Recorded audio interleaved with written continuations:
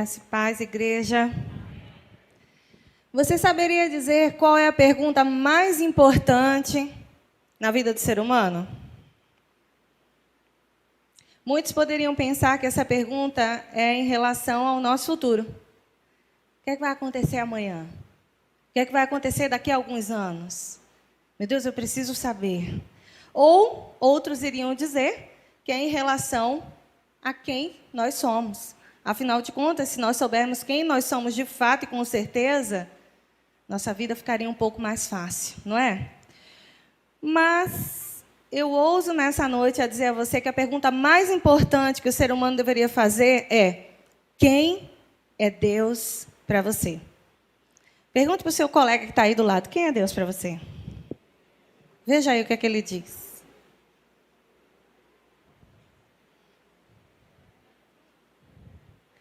Deve ter saído muitas respostas por aí, não é? Mas eu quero dizer uma coisa para você, minha gente. Se a gente tiver uma revelação errada, um entendimento errado de quem é Deus, de quem Deus é, certamente nós vamos ter uma vida muito problemática. Muitos de nós já experimentamos isso, já chegamos, graças a Deus, à experiência de entender quem é Deus. Mas muitos de nós, mesmo dentro da casa de Deus, mesmo sendo chamados por Deus, temos ainda dificuldade de entender quem Deus é. E por isso, tantos problemas na nossa vida. A ideia errada de quem Deus é faz a gente ter uma concepção errada de quem nós somos e do que a vida é. Então, a gente pode perceber a importância dessa pergunta. Na verdade, de encontrar essa resposta. A gente está vivendo numa época de muita confusão, concorda comigo? Muita confusão midiática e principalmente a respeito de quem Deus é. Normalmente, para a gente conhecer quem é uma pessoa, a gente leva tempo, não é verdade? Quanto tempo? A gente não sabe, mas a gente precisa conviver com essa pessoa. A gente precisa ter um tempo de relacionamento, não é? Para conhecer as características, as qualidades, os defeitos, porque tudo isso faz parte de uma pessoa. Só que a gente está vivendo num tempo meio estranho. A gente está vivendo num tempo meio que micro-ondas. Então, a gente acha que conhece as pessoas, ou Deus, rapidamente. De uma forma rápida, não muito preparada e muito aleatória. A gente normalmente vê uma característica que nós podemos julgar boa ou ruim de alguém, por exemplo, e a gente já diz que conhece essa pessoa. Ah, conheço fulano, meu amigo. Conheço fulana, minha amiga. Mas isso é uma característica dessa geração. Uma geração do toque. Não é nem do micro-ondas, é do toque, do touchscreen. Hoje as pessoas, na verdade, acham que conhecem Deus por alguma característica que elas viram e acham que seja de Deus. E por causa disso, elas desprezam a única fonte que Deus deixou legítima de conhecê-lo. Qual é, gente? A Bíblia. Normalmente, a gente, quando tem um produto, isso daí a gente já nem faz mais, não é? Compra um celular, compra um produto, e você nem lê o manual. Na verdade, o que você quer saber é usar, não é? Quantos de nós aqui compramos um celular e não falamos com um amigo nosso: ah, você tem aquele celular? Eu tenho um desse. Como é que você faz para, acessar tal sistema? A gente não se dá o luxo de ler nem o manual, porque não temos paciência para conhecer, para dizer que entendemos. Tudo nosso é rápido. E dessa forma a gente alastra essa forma de conhecimento, de julgamento para Deus. Então, quando alguém lhe pergunta quem é Deus, você diz: ah, Deus é tal coisa. Muitas vezes a gente responde sem ter nenhuma intimidade com Deus. Nenhum tipo de relacionamento, sem nem sequer ter lido a palavra dele. E aí, quando chegam as questões mais difíceis da vida, você não tem resposta, não é verdade? Você se torna vítima das circunstâncias. E porque o ser humano não quer ser vítima, ele começa a responsabilizar quem, gente? Deus. Aqueles que ele diz, ou que ela diz, que conhece. Não é? Então, isso dá muito problema. A gente tem vivido numa geração que tem vivido muito problema porque não conhece quem Deus é. A gente precisa urgentemente da revelação de quem Deus é. Diga isso para o seu colega que está do lado aí. Você precisa saber quem Deus é. Agora diga para o outro, para ele não ficar com raiva do outro lado. Você precisa saber quem Deus é. Só que a gente tem uma boa notícia. A revelação de quem Deus é já foi dada, amém? E está na Bíblia. Eu quero convidar você a ver essa passagem em Isaías 64. A mídia vai colocar aí, gente? Eu estou com a versão NVT, tá, pessoal? Você pode estar com uma versão diferente na sua Bíblia, mas o conteúdo sempre será o mesmo. É somente uma questão de linguagem. Essa linguagem NVT, que é a nova versão transformadora, ela é uma versão muito boa para nós que somos dessa geração. Olha como eu sou ousada. Eu disse nós que somos dessa geração, porque eu sou da geração 2000. Pastor é que é da geração de 70. É não, estou brincando. Só brincadeirinha. Fica com raiva de mim não, hein, sogra? Isaías 64, no versículo 8. Abra aí sua Bíblia, senão você pode acompanhar aqui na mídia. Isaías 64, no versículo 8, diz assim: apesar de tudo, eu só quero ler essa primeira frase, tá, gente? Apesar de tudo, ó Senhor, és o nosso... Aí você vai dizer com muita força, apesar de tudo, ó Senhor, és o nosso... Deus é nosso Pai. Posso ouvir um amém? Amém. O tema da mensagem profética de hoje é paternidade de Deus. Eu espero que essa mensagem encontre lugar nos nossos corações, porque eu tenho convicção que essa é a mensagem que Deus tem preparado para nós, para esse domingo, para transformar a nossa vida, amém? Como lemos em Isaías 64, Deus é o nosso Pai. Mas, de fato, você saberia dizer o que significa a palavra Pai? Será? A gente parar para pensar, Shirley, pai é pai, né? Pai é pai. Mas converse aí com o seu irmão do lado. Veja aí o que é que ele vai lhe trazer de novo. O que é pai? Pergunte aí ao seu colega que está aí do lado. O que é pai? O que é pai para você?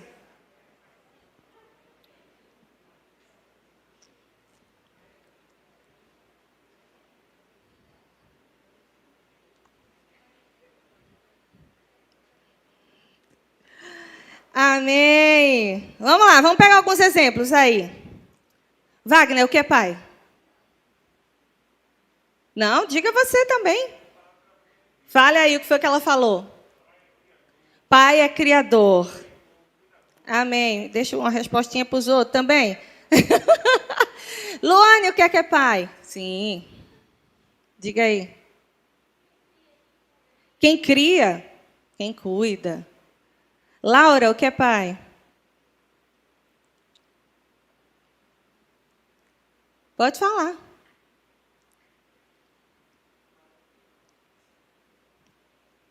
Pois é, gente. Pai, a palavra pai em hebraico significa Abba.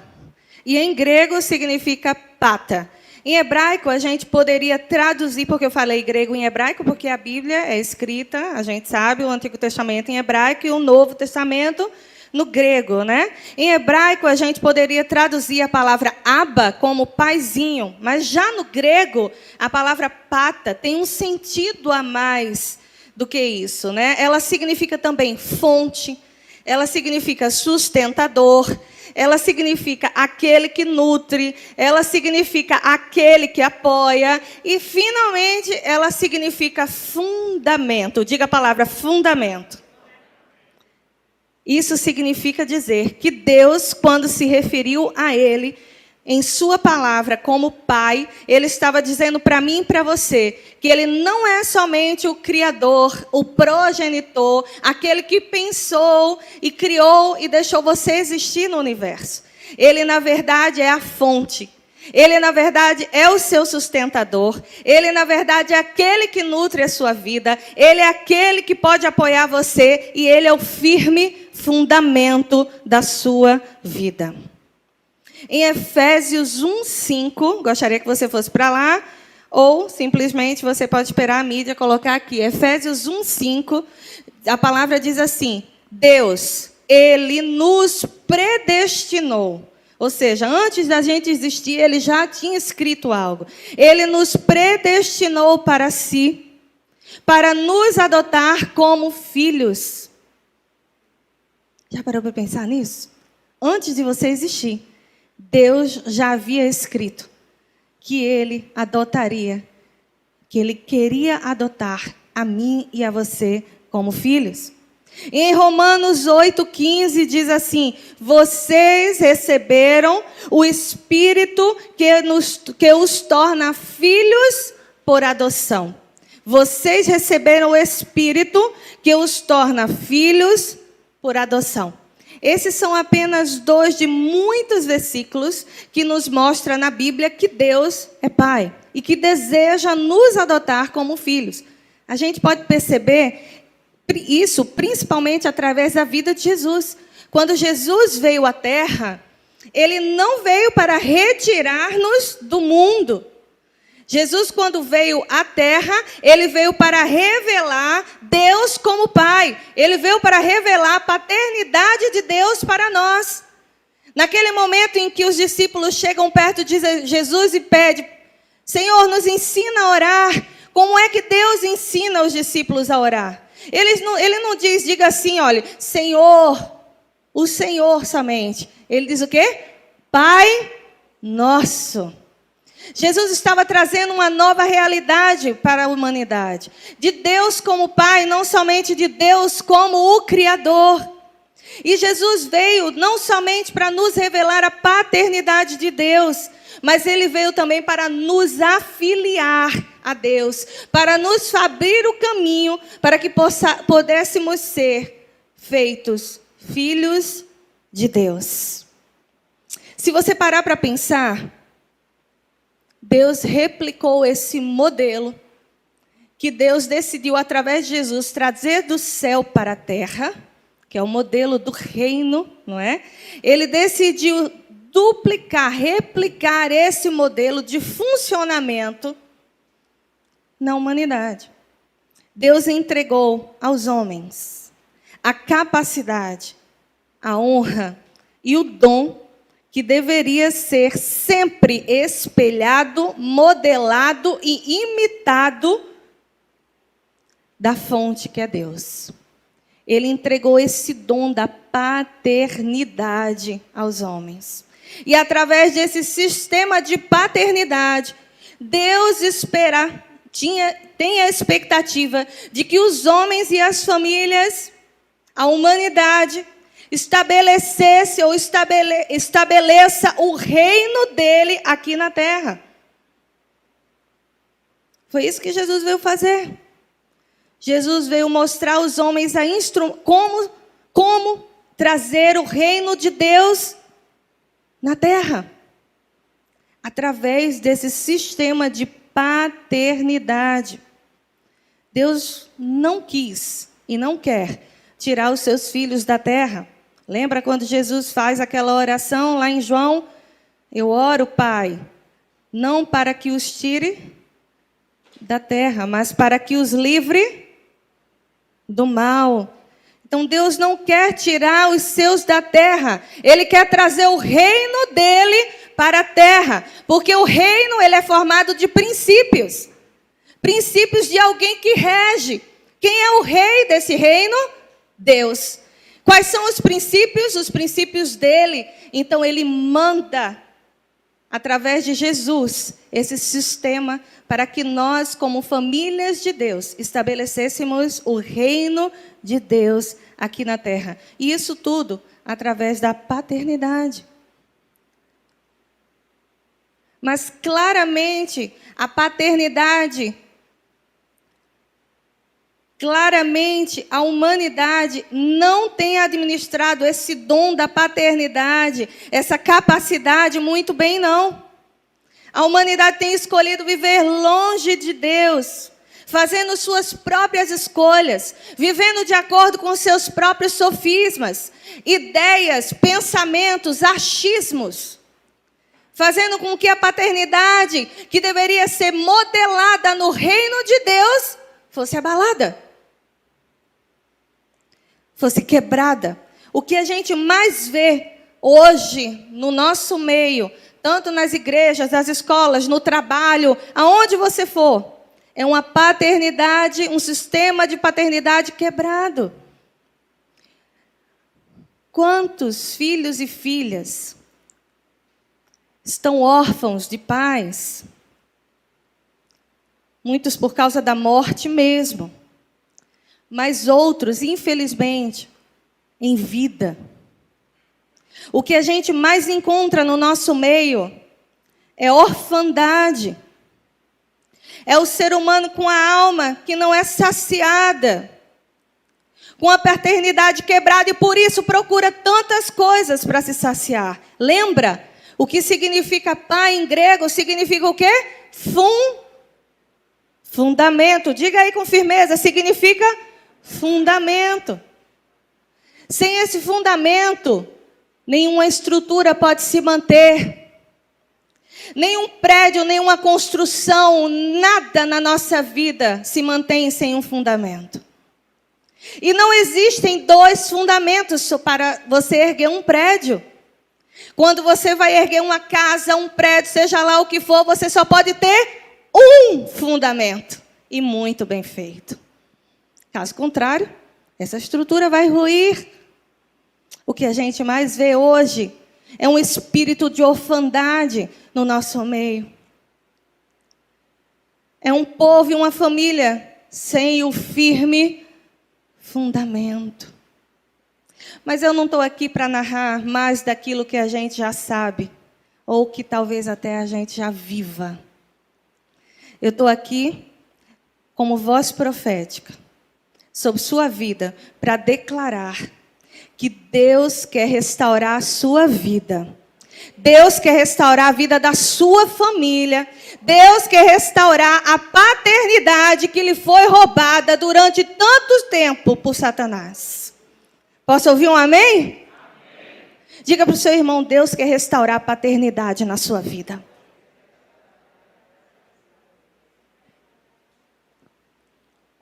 A paternidade é a cura.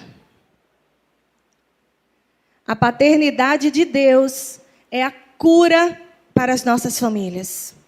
É a cura para as nossas vidas, é a cura para nossas igrejas, é a cura para a nossa nação.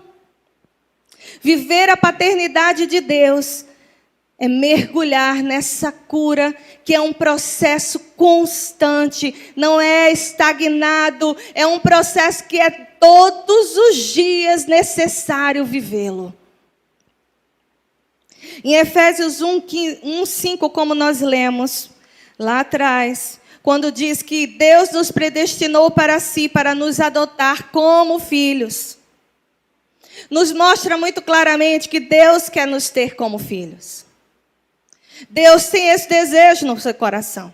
Deus quer que a gente seja tornado filho dele. Mas fala também de uma outra coisa. Se você parar para pensar direitinho, ele fala de adoção. Ele fala que Deus quer nos adotar como filhos. Porque Deus já sabia os caminhos tortuosos que a paternidade humana iria tomar.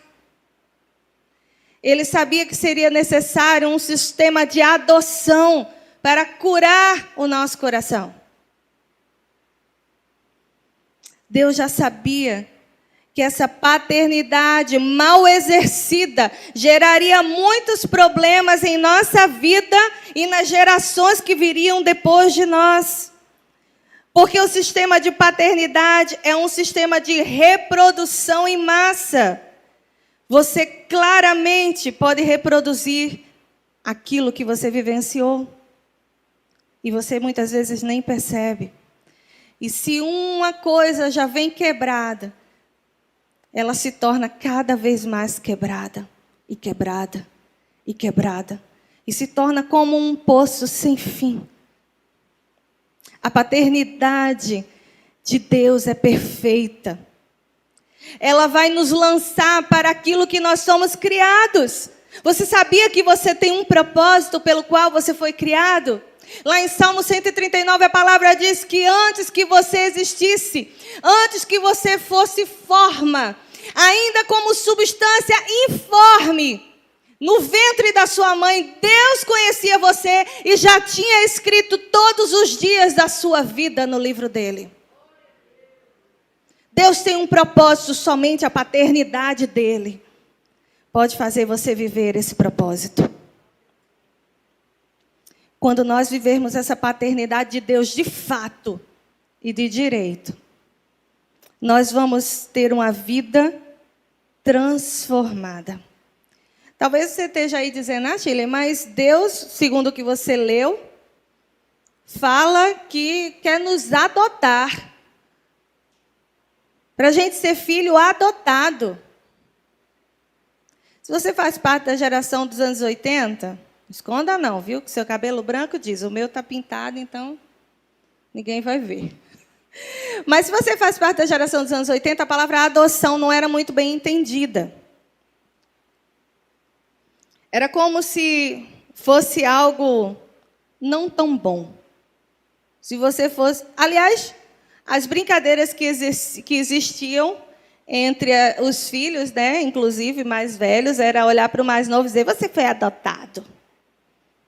Minha mãe estava contando isso para João, aí, meu filho, um dia desses. Estava dizendo que os irmãos dela diziam assim, você foi adotada, né, mãe? Foi achada ali, por isso que nosso pai lhe adotou. Como se fosse algo ruim. Desenvolveu-se isso na nossa cultura. Hoje a gente tem visto uma transformação dessa palavra. Mas a palavra adotar não tinha, antigamente, um sentido muito bom. E isso fez a gente não entender muito bem a palavra adoção, quando a Bíblia fala. E aí você pode estar pensando, pois é, ele falou adotado, não falou filho, né, biológico, vindo dele. Eu quero compartilhar uma coisa muito importante, um detalhe sobre esse contexto que o apóstolo Paulo escreveu. A gente leu duas passagens, Efésios 1, 5, e a gente leu Romanos 8, 15, que fala sobre isso, que Deus quer nos adotar como filhos. Quem escreveu essas duas cartas foi o apóstolo Paulo. E ele escreveu segundo um contexto. Isso é uma coisa importante. A gente, para entender a Bíblia, a gente precisa inicialmente de ajuda, gente. Por quê? Porque a Bíblia não foi escrita por você e por mim. A Bíblia foi escrita por homens de Deus no tempo e no contexto deles. Porém, com verdades eternas e que vão valer para sempre e que não precisam ser adaptadas. Amém? Então, mas a gente precisa entender. E tem uma coisinha aqui que é um detalhe extremamente importante para nós entendermos o peso dessa palavra adotado. Quando Paulo escreveu isso à igreja de Roma e à igreja de Éfeso, por isso Romanos e Efésios, ele usa uma linguagem que tinha muito significado no contexto cultural e social da época. Naquela época, havia em Roma uma tradição chamada dias lústricos, que significava dias de consagração. Bom, o que era isso? Basicamente, a mulher, quando ficava grávida, ela não escolhia o nome, e ela esperava até o 9º dia depois de nascido para dar o nome da criança. No 9º dia, quando ela já estava com a criança no braço, ela ia no meio da praça e ela colocava a criança no chão. E o pai da criança vinha e ele analisava aquela criança. Se aos olhos dele, aquela criança fosse ser uma criança boa, que nos olhos dele dissesse, ele é forte, parece ter saúde e tudo, então ele pegava aquela criança no braço e assumia a criança como filho. Se caso no julgamento dele, aquela criança não fosse dar para muita coisa boa, ele tinha o direito de rejeitar. E quem estivesse ao redor, se fosse homem, poderia pegar aquela criança e adotar aquela criança. Ele poderia pegar aquela criança. No momento em que esse homem pegasse essa criança no colo, adotando essa criança, ele estava comunicando ao mundo que aquela criança não era aleatória. Que aquela criança não era feita por acaso. Que aquela criança foi escolhida para ser amada. Que aquela criança foi escolhida para sempre, porque o adotado nunca poderia ser rejeitado. O filho natural, sim, mas o adotado nunca poderia ser rejeitado. Quando Paulo traz à tona essa palavra de que Deus quer nos adotar como filho, Paulo está dizendo para aquele povo e para nós, quando Deus adotar a sua vida, você nunca vai ser rejeitado por Ele. Você nunca vai ser abandonado por Ele. Você nunca vai ser esquecido por Ele. Porque a sua existência não é aleatória. A sua existência não é por acaso. Você e eu fomos chamados por Deus para sermos filhos adotados. E essa paternidade de Deus não é simplesmente a paternidade que nós costumamos a saber, como muitos de nós falamos no início. É uma paternidade de um Criador, daquele que nos criou. Não, vai muito mais do que isso. O chamado à paternidade de Deus é um chamado à restauração, como eu falei. Mas é uma restauração muito maior do que o que a gente pensa. É uma restauração muito mais poderosa do que o que a gente pensa. Não é uma restauração somente para você, não. Não é uma coisa que vai começar e você terminar e você deixar você feliz. Somente, não. É uma restauração que é uma proposta para o mundo. É uma restauração que é uma proposta para a humanidade. Você crê nisso, meu irmão? Pessoas com firme fundamento formam outras com firmes fundamentos. Pessoas curadas formam pessoas curadas. Ao passo que o contrário é verdade, pessoas doentes formam pessoas doentes. Mas isso tem jeito. A restauração que a paternidade de Deus nos propõe é muito maior do que somente a nossa história. Eu quero convidar você a ir lá em Malaquias 4. Malaquias, gente, é o último livro do Velho Testamento, tá? Antes de Mateus.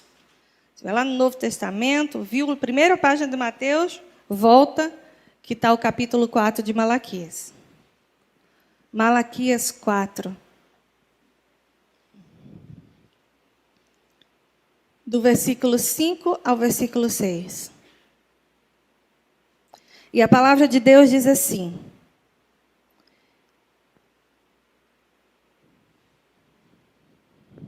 Você pode botar na versão ARA, Arthur, por favor, para mim? Tem não. Nenhuma versão Almeida tem? Ok. Eu vou ler aqui junto com você? Ok. Eu vou ler aqui junto com você, versículo 5 e versículo 6, diz assim: Vejam, eu lhes envio o profeta Elias antes da vinda do grande e terrível dia do Senhor. E ele fará que o coração dos pais se volte para os seus filhos, e o coração dos filhos se volte para os seus pais. Até aí. Essa passagem, quem escreveu aqui, gente, foi Malaquias, era um profeta do Antigo Testamento. Ele foi usado por Deus. Foi a última palavra que Deus deu, diretiva, ele falando com a humanidade, revelando uma verdade profética muito profunda, que não era para o tempo de Malaquias, mas era para o tempo da geração que estava antes do grande dia e terrível do Senhor, que nós sabemos que são os últimos dias. E Malaquias disse que o Senhor tinha dito que ele, o Senhor, faria o coração dos pais se voltar aos filhos e dos filhos aos pais. Talvez você, assim como eu, tenha lido essa passagem há muito tempo atrás, ou você ainda não leu, está lendo pela primeira vez agora. Mas se você leu há muito tempo atrás, talvez você não tenha entendido muito bem. Tem coisas na Bíblia que a gente lê e a gente é inteligível, mas não é profundamente compreendida. Porque exige um pouco mais da gente. Exige um parar, um orar, um procurar, saber o que Deus quer falar conosco. Talvez você, assim como eu, não compreendia muito bem, mas hoje a gente vai entender um pouco melhor. O profeta Malaquias comunica ao povo de Deus o recado de Deus, dizendo que Deus enviaria o profeta Elias. A gente sabe que Elias foi um grande profeta do Antigo Testamento, porém, Elias, nessa época aqui que Malaquias escreveu, já estava morto, tá?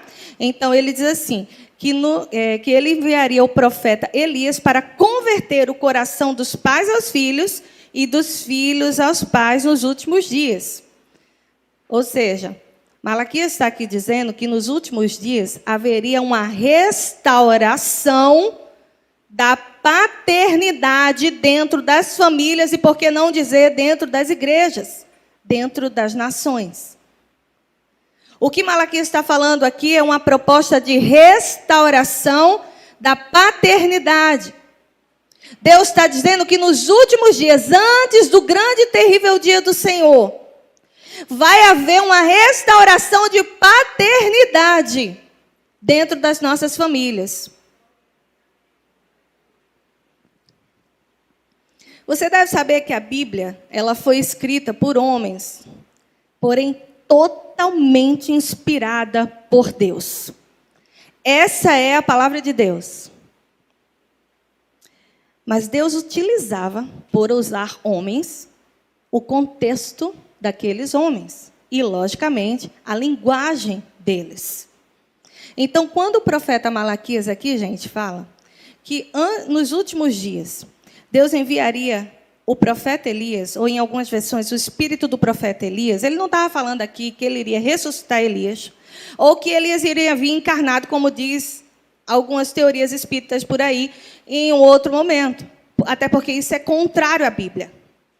Deus fala que quando se morre uma vez só. Não existe esse negócio de outra possibilidade. Está escrito na Bíblia, foi o Senhor quem falou. O que ele está querendo dizer, na verdade, é que nos últimos dias, o exemplo de vida de Elias seria enviado, seria real no meio do povo de Deus. E esse exemplo de vida de Elias traria uma restauração na paternidade dentro das famílias. Quem está comigo está entendendo, diz amém. Vocês estão me entendendo? Amém. Então, quem foi Elias, na verdade? A gente sabe que Elias foi um grande profeta, um dos profetas mais conhecidos e famosos da Bíblia no Antigo Testamento. Mas quem foi, de fato, o homem e o profeta Elias? Existiram vários profetas na Bíblia. Muitos deles não fizeram, aliás, quase nenhum, fez o que Elias fez. Elias não fala na Bíblia, mas por ele ter feito, nós entendemos que foi inspirado totalmente por Deus. Ele trouxe à existência esse sistema de paternidade de Deus. Elias adotou como filho o seu ajudante, que era o profeta Eliseu. Elias vivenciou com Eliseu a paternidade de Deus.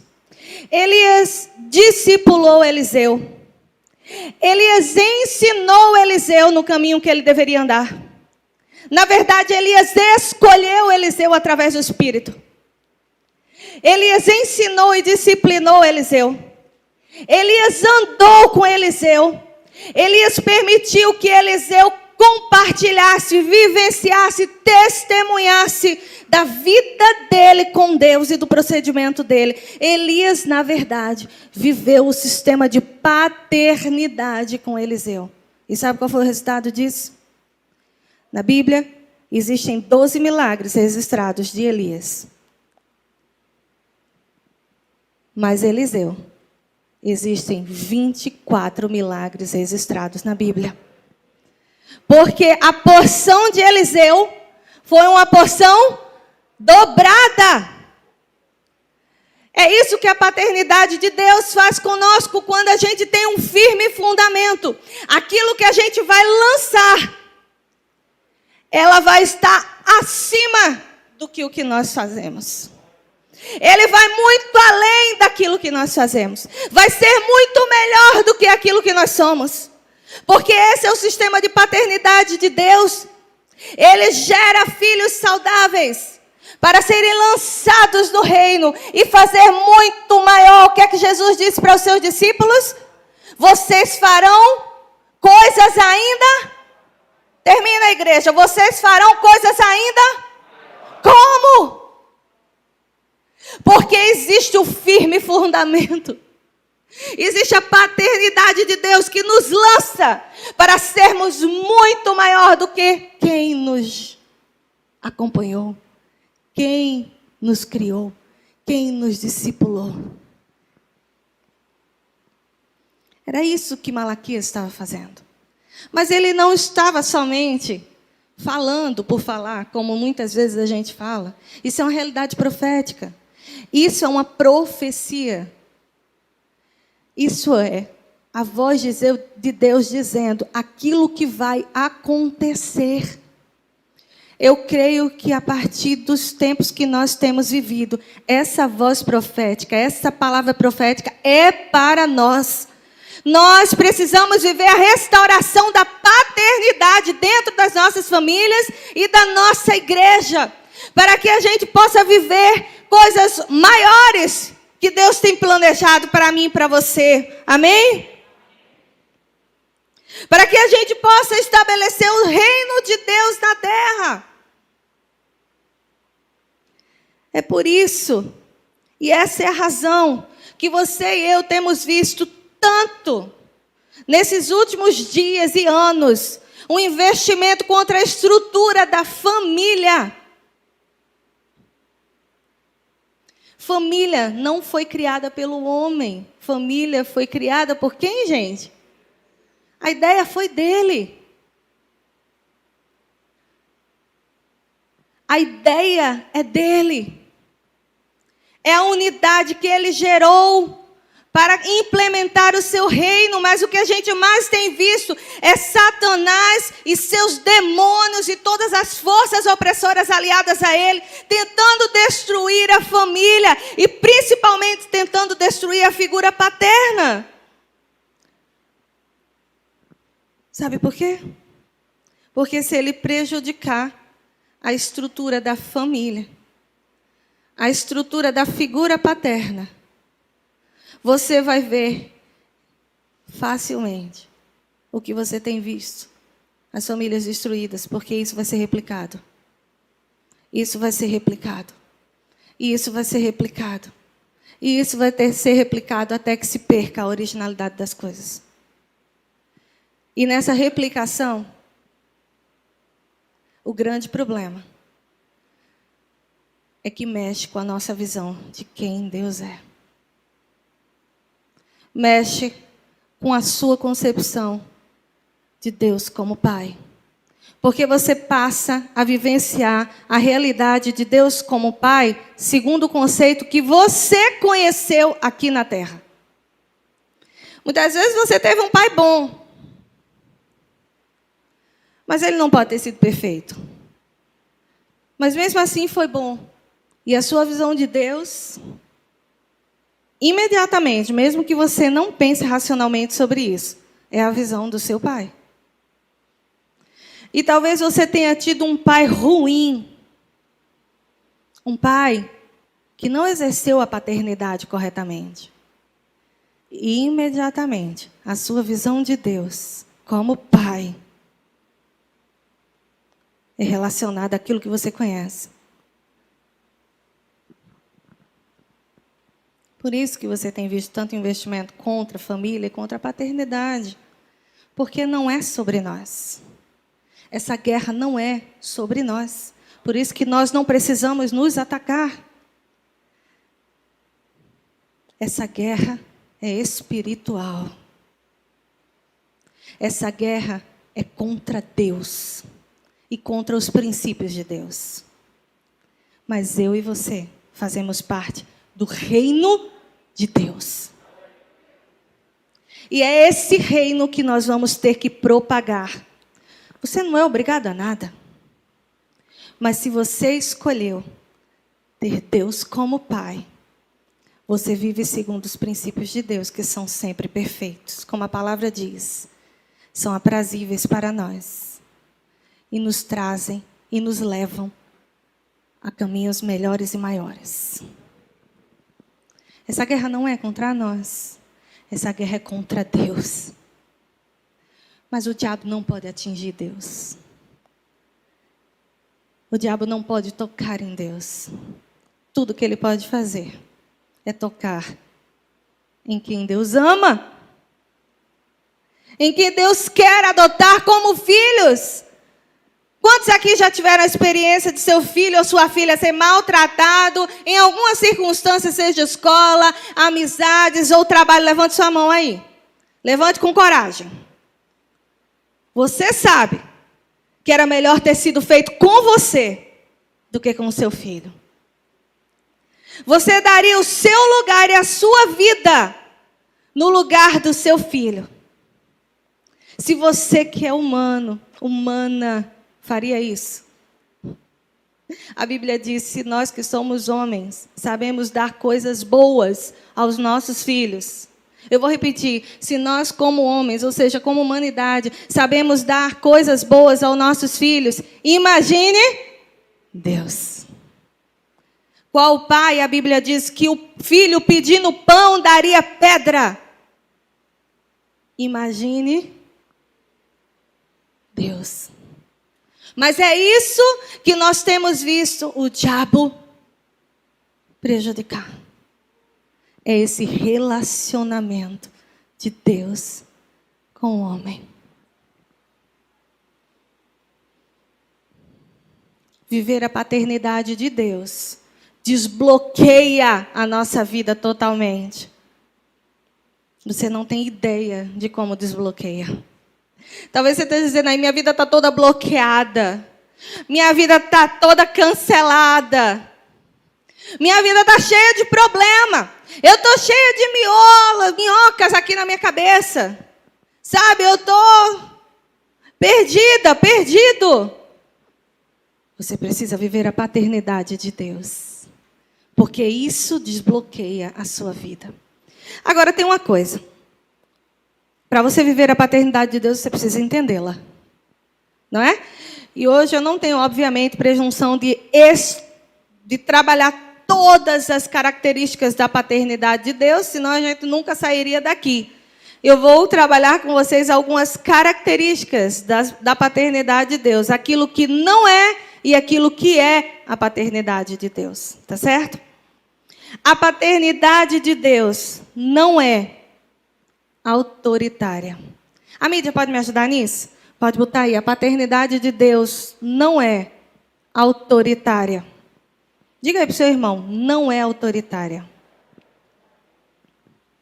Deus não é um pai autoritário, que somente se refere a você para dar uma bronca, para brigar com você.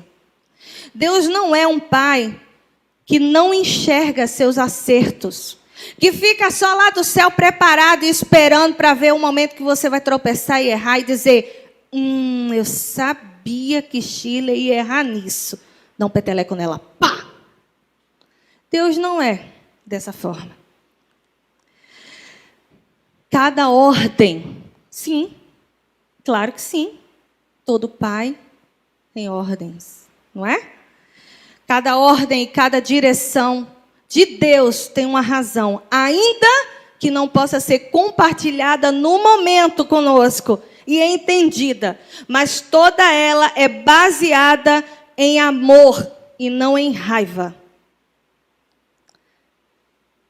Jesus disse para os seus discípulos certa vez, em um outro contexto, e eu posso entender isso como um princípio.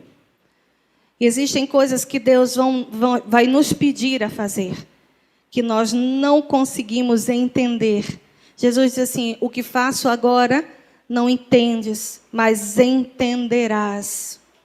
Muitas vezes a gente não entende aquilo que Deus faz, que Deus nos pede, que Deus ordena, que Deus direciona. Mas existe uma razão que não é baseada em raiva, porque Deus não é um Deus de raiva. Deus é um Deus de amor. Ele não é autoritário. Isso não significa que Deus não pode agir segundo disciplinas. Não pense que é isso que eu estou falando aqui. É muito diferente. A Bíblia fala da ira de Deus. A Bíblia fala: considerai, pois, a justiça e a misericórdia de Deus. Existe sim o lado da justiça, da disciplina, mas tudo que Deus faz é baseado no amor dele. A paternidade de Deus não é permissiva. A paternidade de Deus não é permissiva. Deus não é um pai permissivo, do tipo que permite tudo. Ah, você pode tudo, meu filho. Aquele pai que... pai, posso tal coisa? Pode. Posso ir ali? Posso. Posso ir para balada? Posso. Pode beber? Pode. Posso fazer não sei o quê? Pode. Pode tudo. Não leva nada a sério. Não, Deus não é um pai permissivo. Para crianças e adolescentes, talvez um pai permissivo seja, ó, top, né? Pode tudo. Posso sair? Pode. Posso gastar? Pode. Posso ir ali com os amigos? Pode. Porém, um pai permissivo gera adultos sem limites, que pensam que Deus permite tudo e aceita tudo. Ah, Deus é amor, aceita tudo. Quem disse?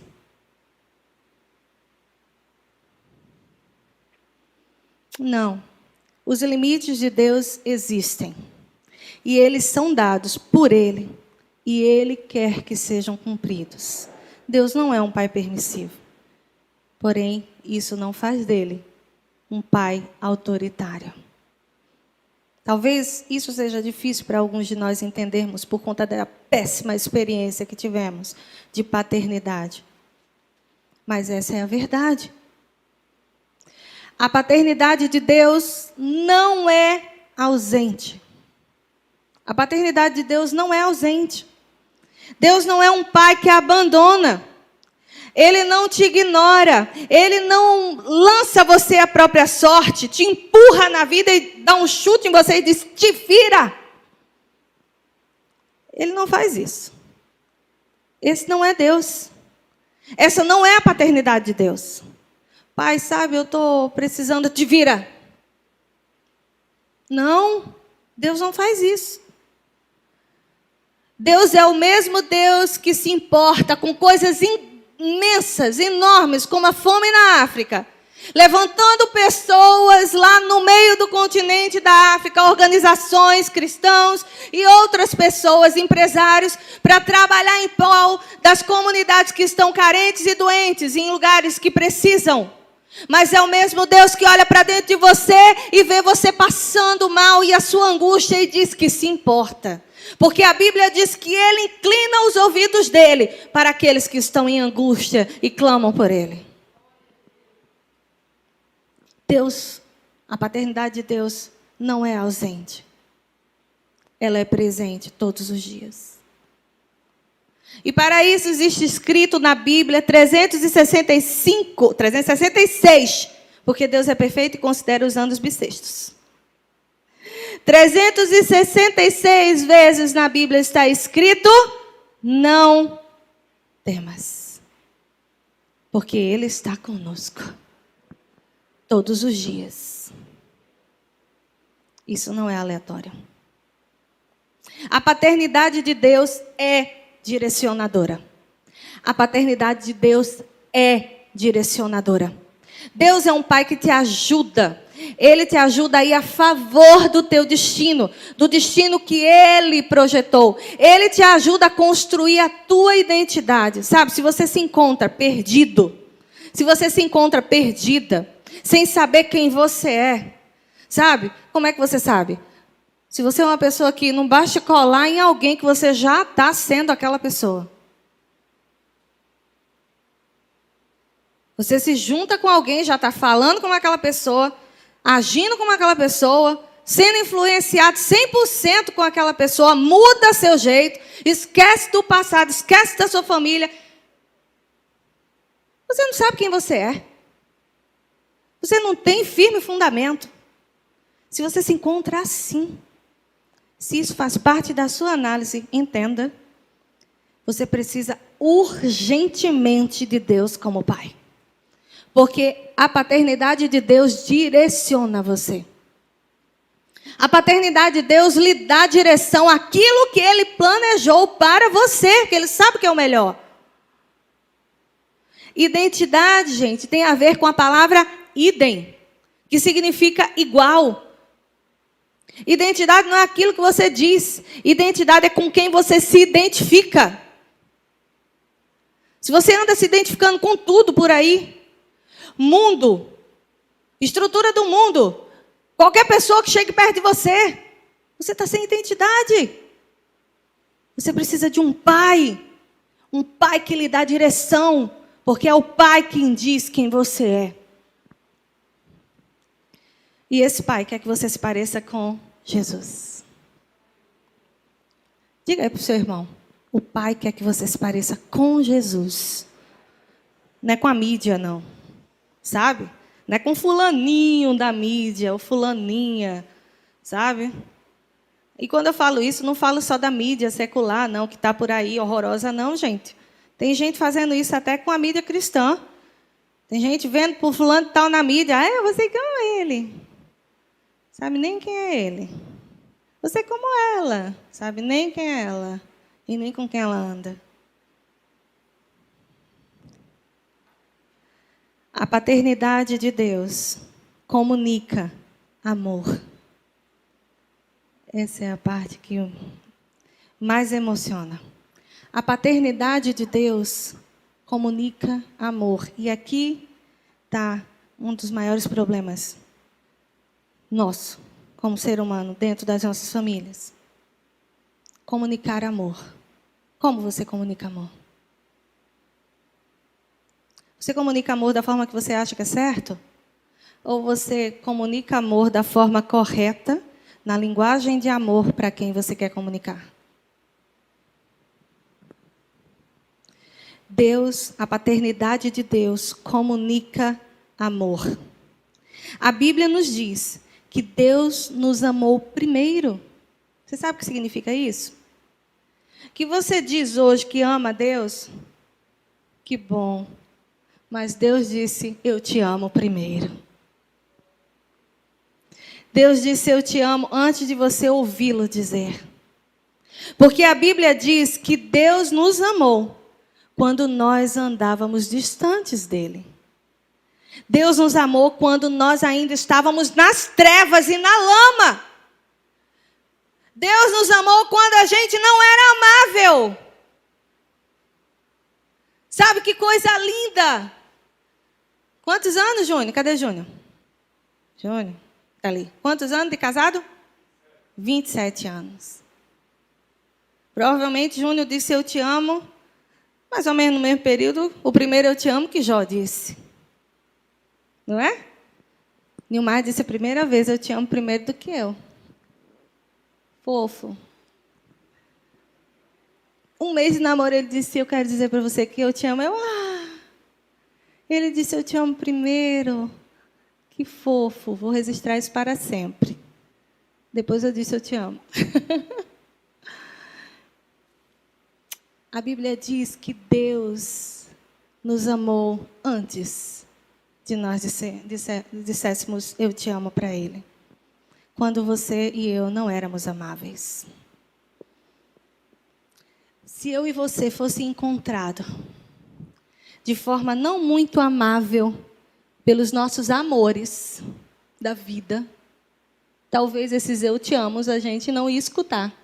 Estão me entendendo? Quem está me entendendo diz amém. Mas Deus é o tipo do amor que olhou para você deformado e deformada, sem padrões, como você diz ter hoje, morais e éticos. E Deus disse: eu amo você. A Bíblia diz que Deus nos amou primeiro. A paternidade de Deus comunica amor. Quando Ele nos amou, nós vivíamos distante dEle.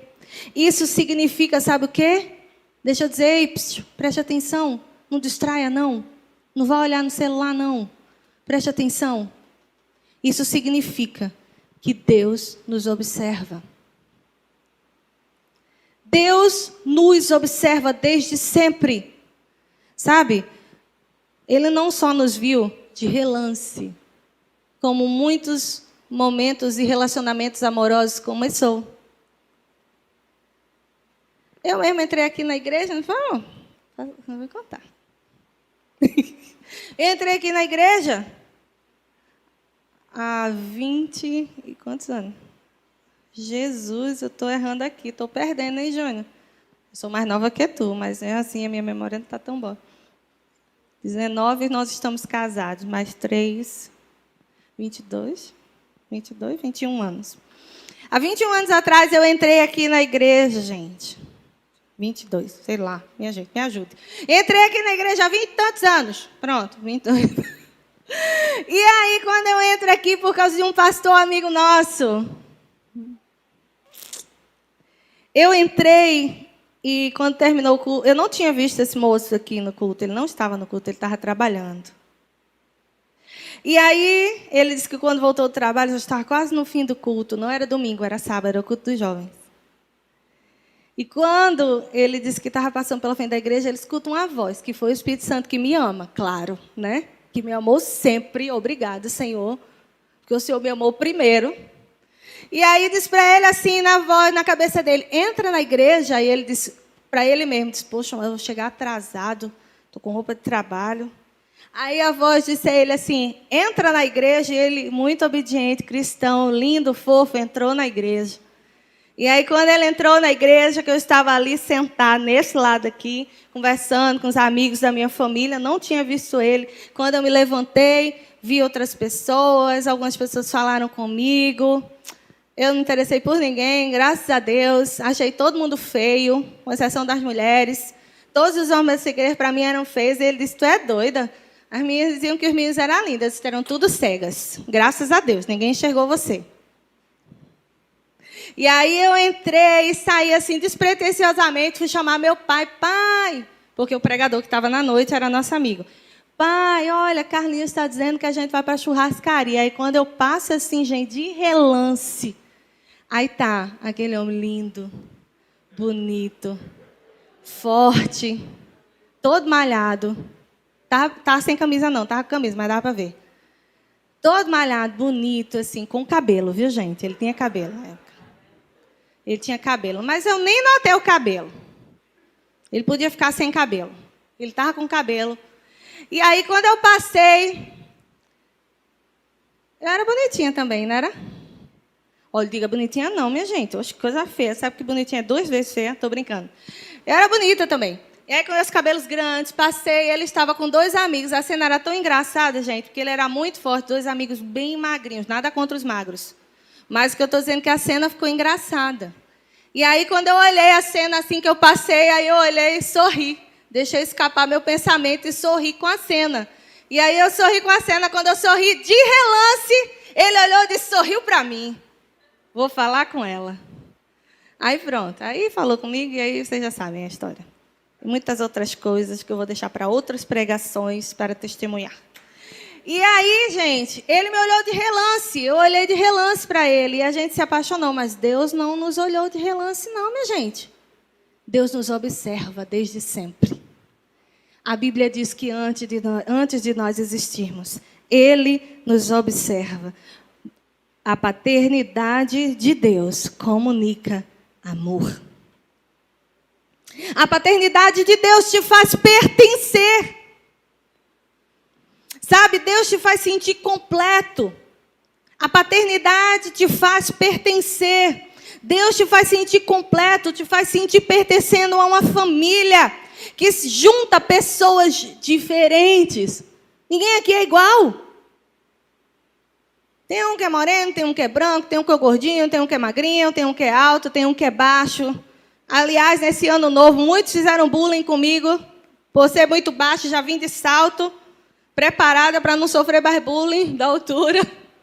Vocês viram minhas fotos nos stories, estava lá o pastor, levanta. Gente, ele não é daquela altura do meu lado, tá? Ele levantou assim, ó. Ficou bem alto e ainda botou a mão acima de mim para dizer assim, baixinha. Nós somos todos diferentes, mas a paternidade de Deus nos faz pertencer. Tem uns que têm tatuagem, tem uns que não têm, tem uns que usam brinco, tem outros que não têm, tem outros que têm cabelo nevado, né? Como é que diz a história? Pintado. Tem uns que é o neve natural, né? Tem outros que pintam, como eu. Somos diferentes, mas pertencemos a uma família que tem um único objetivo: estabelecer o reino do nosso Pai aqui na terra. Porque o reino dele é bom. E vai durar para sempre. A paternidade de Deus te protege. Ela não é a paternidade que te expõe, que te lança no mundo sem proteção. Ao covil, sabe, aos lobos da sociedade. Não, não. Eu quero que você vá lá em Isaías 49, se a mídia puder botar. Isaías 49, no versículo 15. Isaías 49, no versículo 15. A palavra de Deus nos diz assim: pode a mãe se esquecer dos seus filhos? Pode a mãe se esquecer do filho que ainda mama? Pode deixar de sentir amor pelo filho que deu à luz? Mesmo que isso seja possível, mesmo que isso fosse possível, eu, Deus, o Senhor, o Pai, não me esqueceria de vocês. A palavra de Deus diz que a paternidade dele protege, ainda que seu pai e sua mãe biológicos não tenham feito isso. Em Salmo 94, no versículo 22, Salmos 94, versículo 22, diz assim: mas o Senhor é a minha fortaleza, meu Deus é a rocha onde eu me refugio. Ele é proteção. Diga para o seu irmão que está aí do lado: Deus é a proteção da sua vida.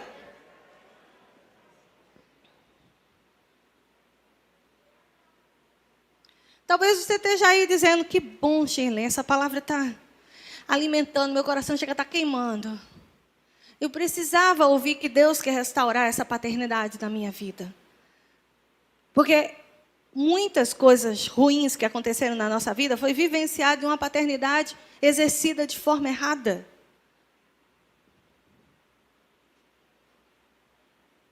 Mas talvez você esteja pensando aí: como é que eu vou viver essa paternidade? Como é?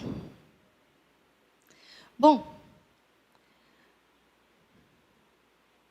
talvez você seja um cristão, já tenha declarado a sua fé em Jesus Cristo, já tenha se convertido ao reino de Deus, e mesmo assim você não consegue viver essa paternidade, nem como filho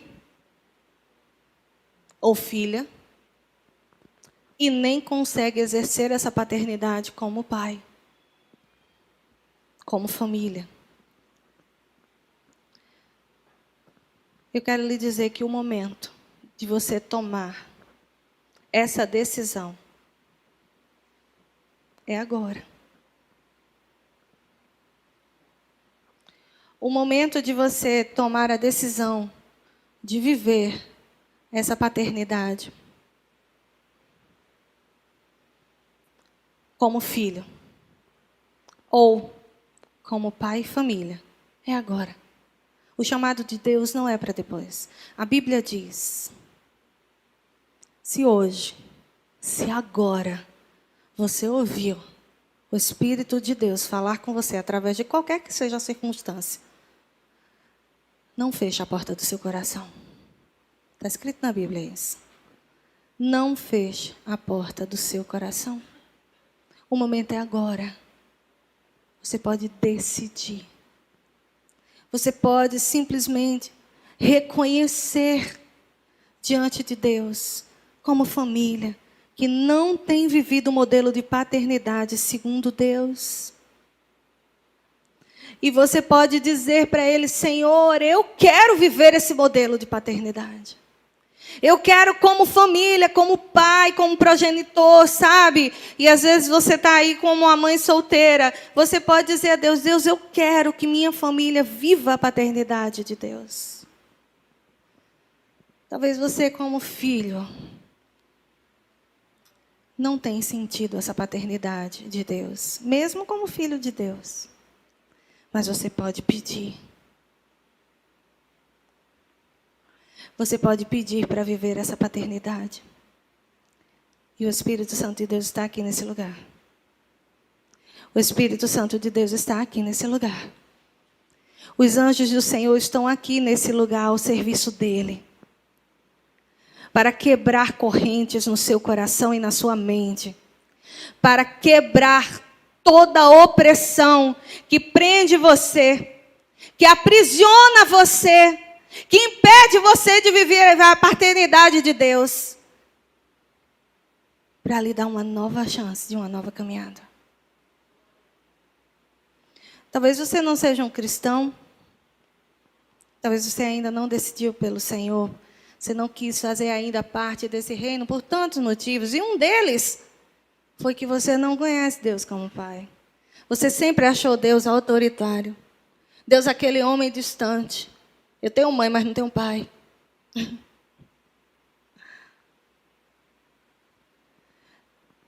Talvez você nunca quis entrar na igreja por causa disso, por causa que você viu pessoas exercendo a paternidade de Deus errada em relação a você, julgando você pela roupa que você veste, pelo que você faz, por aquilo que você pensa.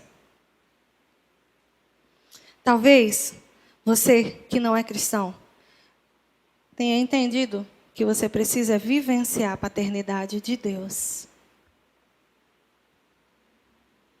Esse é o momento.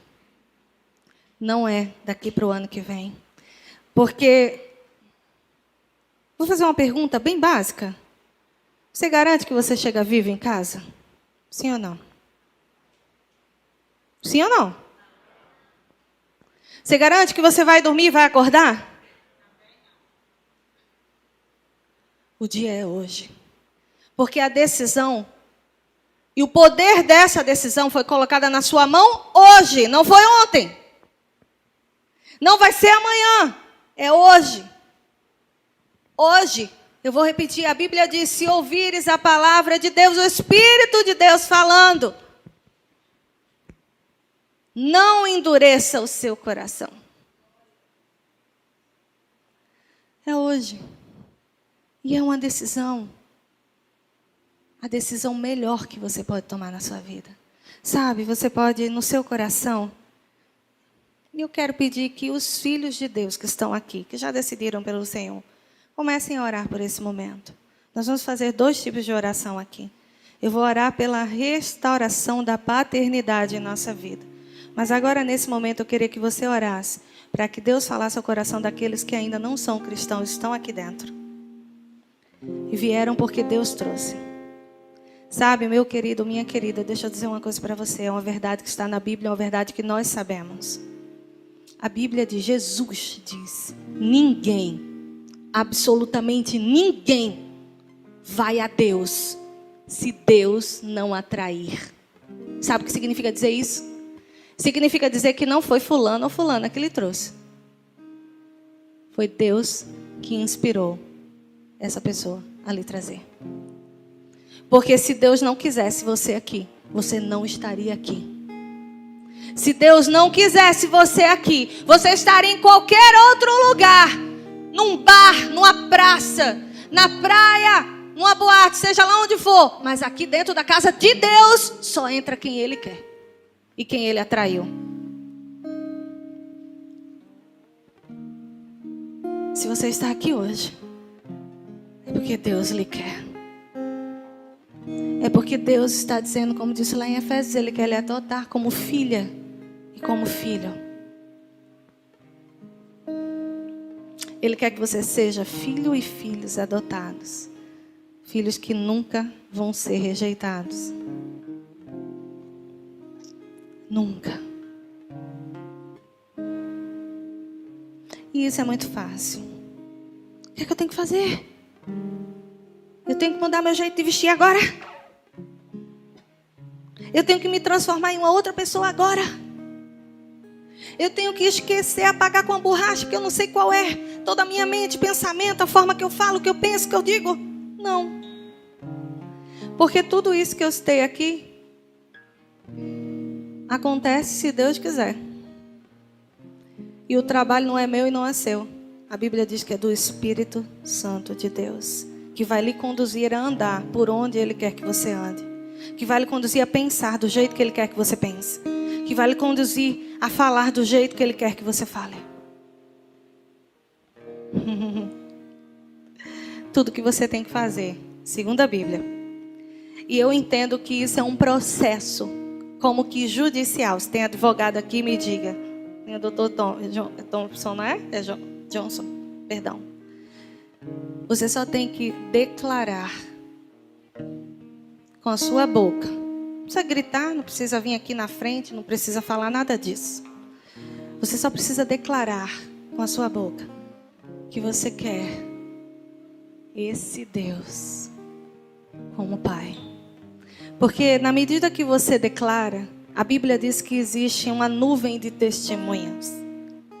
Não são essas testemunhas somente que você está vendo, mas são testemunhas espirituais, anjos e demônios, sim, que estão aqui nos observando.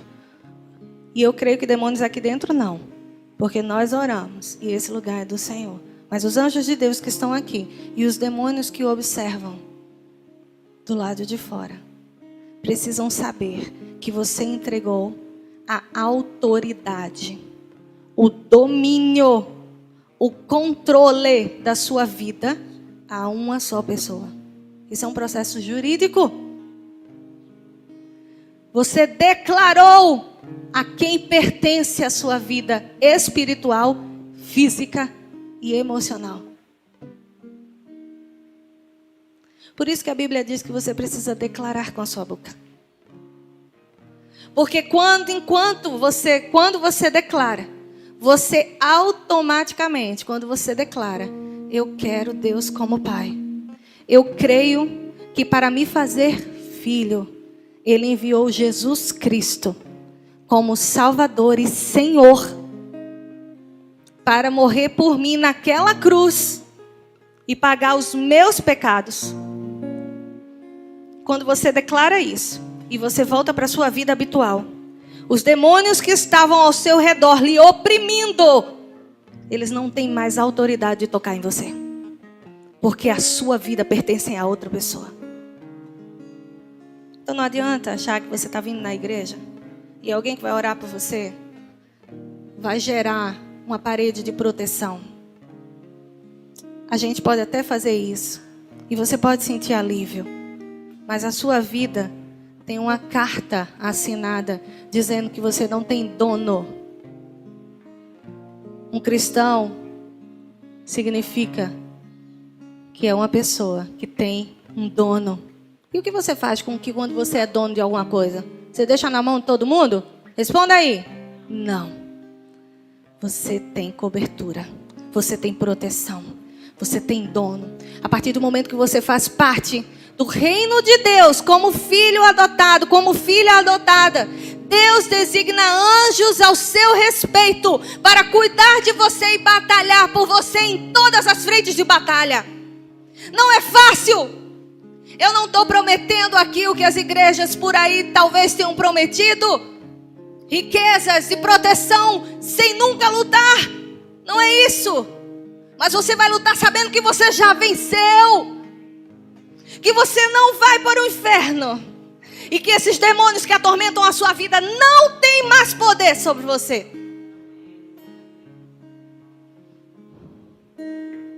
É isso que a paternidade de Deus faz. Então talvez você esteja aí e não seja um cristão ou uma cristã ainda. Se Deus está falando com você, eu vou pedir que toda a igreja entre em oração nesse momento.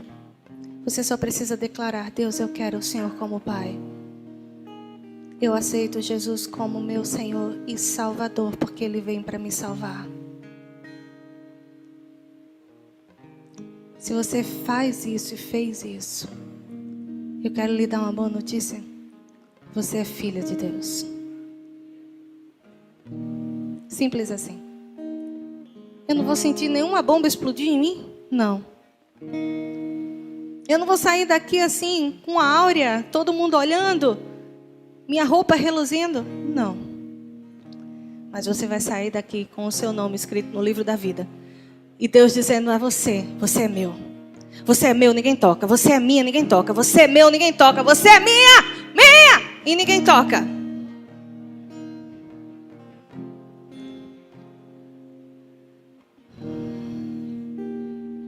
No final do culto você pode nos procurar. E você pode fazer essa declaração. Você pode compartilhar conosco da verdade que você fez essa decisão agora, nesse exato momento. Porque você reconhece a sua necessidade. Agora, se você é um cristão e você não vive essa paternidade, como eu falei, você gostaria de viver essa paternidade de Deus na sua vida, só se levante se você quiser essa oração. Não se levante porque o povo está se levantando e você ficou com vergonha.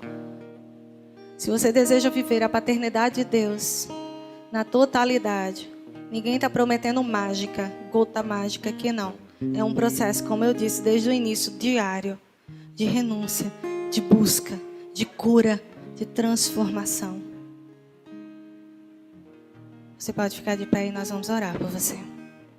Se você como filho precisa dessa paternidade, se você como pai, família, mãe, precisa viver essa paternidade de Deus, porque você reconhece que precisa disso, você pode ficar de pé e nós vamos orar por você.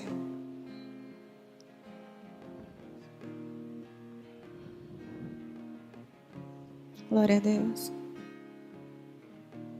Glória a Deus.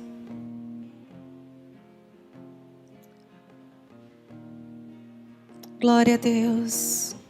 O Espírito Santo me mostra que tem mais pessoas que estão com vergonha de declarar que precisam viver a paternidade perfeita de Deus. O Espírito Santo me mostra que tem gente que está sabendo, está com um problema na sua paternidade, não se levanta porque está com vergonha. Ele não vai demonstrar não, minha gente, porque o Espírito de Deus não aponta acusando, mas você está perdendo uma oportunidade.